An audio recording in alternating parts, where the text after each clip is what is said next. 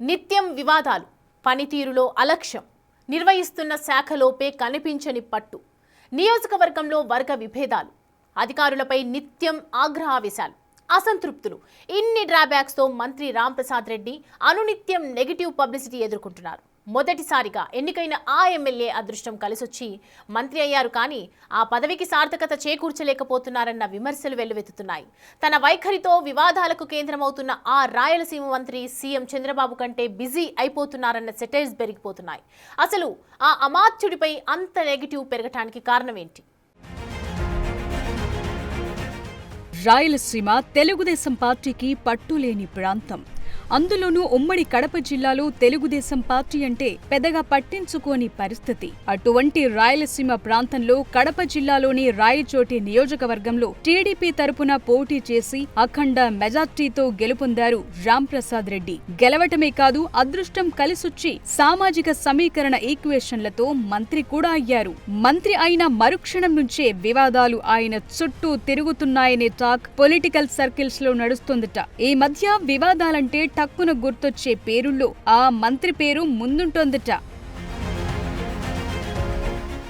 గెలిచిన కొత్తల్లో పోలీస్ అధికారులపై ఆయన సతీమణి ఆగ్రహం వ్యక్తం చేయటం, రోడ్డుపైన పంచాయతీ వీడియో వైరల్ కావటం పెద్ద చర్చకు దారితీసింది. ఆ తరువాత రాష్ట్ర వ్యాప్తంగా సంచలనం సృష్టించిన నకిలీ మద్యం వ్యవహారంలో మంత్రి పేరు సోషల్ మీడియాలో చక్కర్లు కొట్టింది. కేసులో కీలక నిందితుడు జయచంద్రారెడ్డికి సపోర్ట్ చేశారని, ఆయన్ను విదేశాల్లో దాచిపెట్టి కాపాడారనే చర్చ జోరుగా నడిచింది. నకిలీ మద్యం కేసు విచారణ జరుగుతోన్న క్రమంలో చిత్తూరు జిల్లా ఇన్ఛార్జి మంత్రిగా ఉండడంతో రాంప్రసాద్ రెడ్డిపై రాజకీయంగా రచ్చ రేపింది. మండిపల్లి రాంప్రసాద్ రెడ్డి కుటుంబం సుమారు 4 దశాబ్దాలుగా రాజకీయాల్లో ఉంది. రాంప్రసాద్ రెడ్డి తండ్రి మండిపల్లె నాగిరెడ్డి సమితి ప్రెసిడెంట్ గా పనిచేశారు. 2003లో ప్రత్యక్ష రాజకీయాల్లోకొచ్చిన రాంప్రసాద్ రెడ్డి 2009లో కాంగ్రెస్ పార్టీ తరపున టికెట్ ను ఆశించారు. అయితే అప్పట్లో టికెట్ రాలేదు. 2012లో జరిగిన ఉప ఎన్నికల్లో కాంగ్రెస్ పార్టీ తరపున పోటీ చేసి ఓటమి పాలయ్యారు. 2014లో జై సమైక్యాంధ్ర పార్టీ తరపున పోటీ చేసి ఓటమి చెందారు. తరువాత వైసీపీలో చేరారు.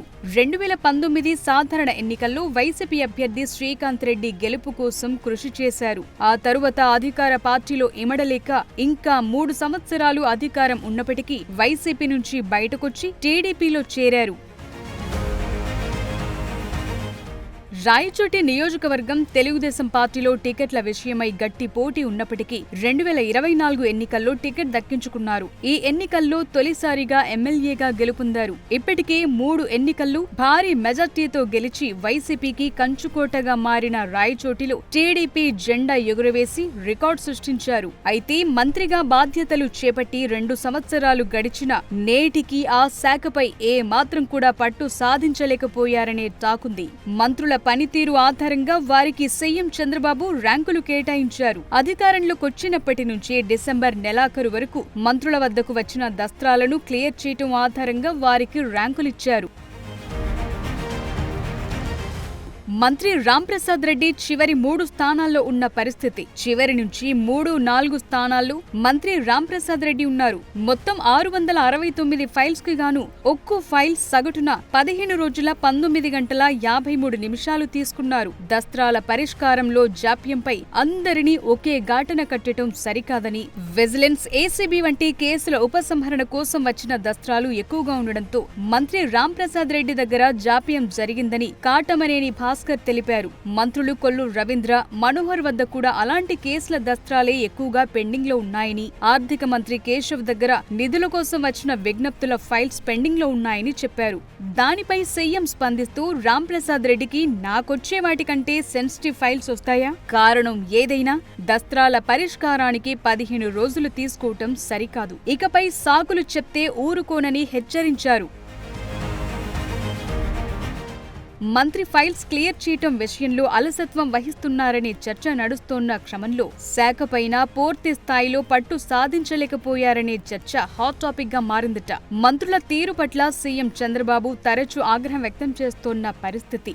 మంత్రి రాంప్రసాద్ రెడ్డి తీరుపై సీఎం చంద్రబాబు ఇప్పటికే 2-3 సార్లు అసంతృప్తి వ్యక్తం చేశారు. మరోవైపు లోకేష్ టీమ్ గా మంత్రి రాంప్రసాద్ రెడ్డి ఉన్నారనే చర్చ నడుస్తోంది. అందుకే ఏమైనా లోకేష్ చూసుకుంటారనే ధీమాతో మంత్రి రాంప్రసాద్ రెడ్డి పూర్తిగా నిర్లక్ష్యంతో వ్యవహరిస్తున్నారని టీడీపీ నేతలు వ్యాఖ్యానిస్తున్నారట.